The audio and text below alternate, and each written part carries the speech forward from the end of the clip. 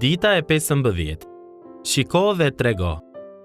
Dhe ndodhi që, kur engjëjt u larguan prej tyre në qiell, barinjt i thanë njëri tjetrit: le të shkojmë deri në Betlehem për të parë çka ndodhur dhe ç'na ka bërë të ditur Zoti. Shkuan pra me nxitim dhe gjetën Marin, Jozefin dhe fëmijën që ndodhej në një grazhd. Por mbasi e pan, përhapën fjalën që u ishte thënë për atë fëmijë. Luka 2, 15 deri në 17. Gjatë gjithë ungjillit të tij, Luka e bën të qartë se ndërsa pritshmëritë e njerëzve mund të ishin që Perëndia do të ishte më interesuar për ata që kishin status, fuqi ose pasuri, realiteti është shumë ndryshe.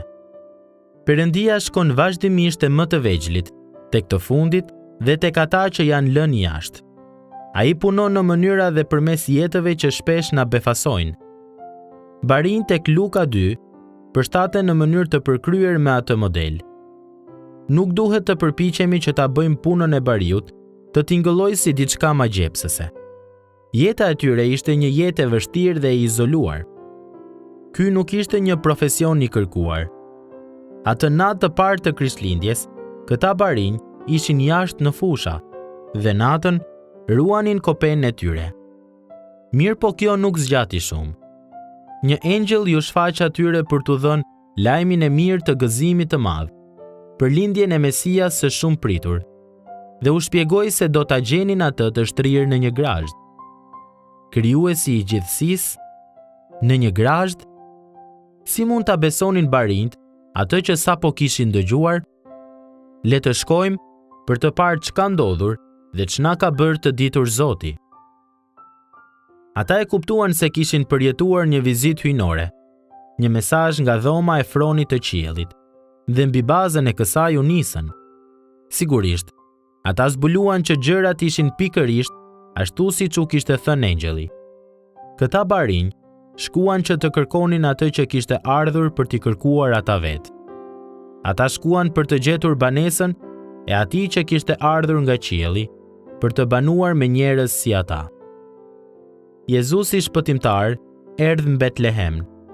Në një grazhd lindi për turp e pikëllim. Emri i tij qoftë bekuar për jetë. Të më kërkoj, erdh ai.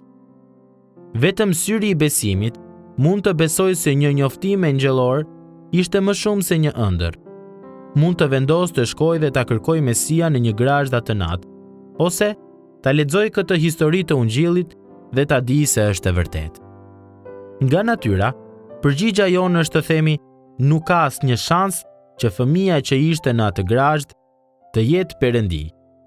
Nuk ka asnjë shans që burri që u var në atë kryq të mesit të jetë shpëtimtari i botës. Vetëm me anë të hirit dhe nëpërmjet besimit, shenjat që Perëndia na zbulon në fjalën e tij dhe në botën e tij do të na ngjallin kurreshtjen dhe dëshirën për të hetuar, dhe më në fund, përmes fuqisë së frymës së tij të shenjtë, do të na sjellin në besimin e vërtet dhe në dhuratën e shpëtimit. Pra, nëse beson, atëherë bjerë në gjunjë para se të flesh sonte dhe falenderoje Perëndin që t'i hapi sytë e verbër, ta zbuti zemrën e ngurtë dhe të përfshiu në shoqërinë e atyre me të cilët ai është shumë i kënaqur. Në Krishtlindjen e parë, Perëndia e mori iniciativën në mënyrë të mrekullueshme dhe përmes hirit të tij, dhe barinjt reaguan me besim. Ata e besuan mesazhin engjëllor dhe filluan që ta kërkonin me zell grazhdin. Duke vendosur kërkimin e tyre mbi gjën e gjallë dhe gjithçka që dinin, ata kërkuan menjëherë që ta shihnin vetë shpenguesin e botës. Vini re, ama, që besnikëria e tyre nuk ndaloi dhe nuk mund të ndalonte, kur e pan Jezusin të shtrirë në grazhd, ashtu siç u kishin premtuar engjëjt. Por mbasi e pan, përhapën fjalën që u ishte thënë për atë fëmijë. Me fjalë të tjera, ata deklaruan faktet rreth asaj që u kishte bërë të ditur Perëndia dhe për atë që po dëshmonin vetë. Nuk e di me saktësi se çfarë u thanë barinjt të tjerëve, por është e qartë që ata nuk mund të rrinin dot pa e treguar atë që u kishte zbuluar Perëndia. Nuk e dim se kujt i treguan, por e dim se ata që dëgjuan mbetën të habitur. Sa ilustrimi mrekullueshëm se si duhet të reagojmë ndaj mesazhit të Perëndisë. Besimi i vërtet nuk na lejon që ta mbajmë për vete shijimin e lavdisë së Perëndisë dhe zbulesën e tij. Deklarata e barinjve përputhet me mesazhin e gjithë Ungjillit sipas Lukës. Shpëtimi për të gjithë botën gjendet vetëm në Jezu Krishtin. Ky lajm i mirë zbriti në një mënyrë të pazakontë të një grupi pazakontë njerëzish në një mjedis të pazakontë. E megjithatë, më shumë se 2000 vjet më vonë, ky mesazh po sjell ende gëzim, kremtim dhe transformim në jetët e njerëzve në mbar botën. Pikërisht këtë bën Perëndia ynë. Në kishën e lindjes së Krishtit në Betlehem, është e pamundur që thjesht të hysh brenda. Dera është shumë e ulët.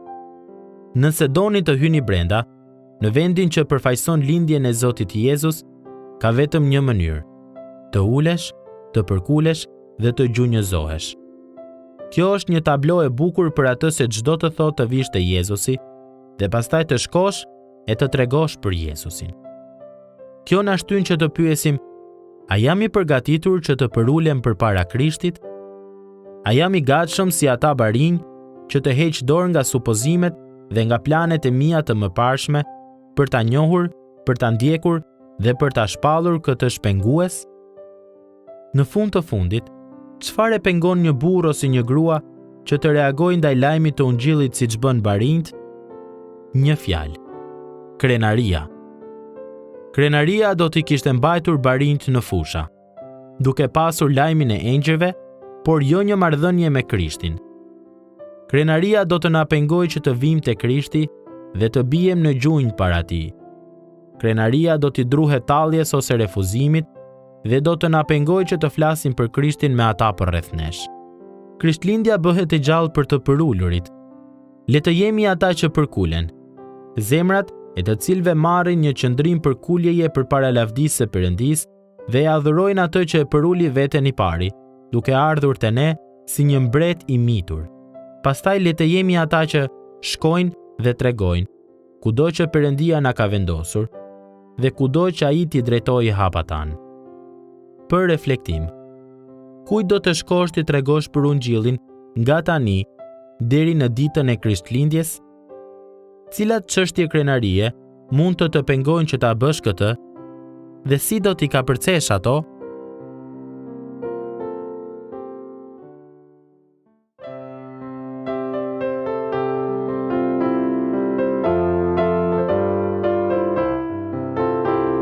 Shko thuaj në përmale, kodra e fusha dhe kudo shko, thuaj në përmale, se Jesu Krishti u lit. Barinj truanin tufat, gjatë natës plot qetësi, kur janë të gjithë qijet, një dritë e shenjtë shndrit.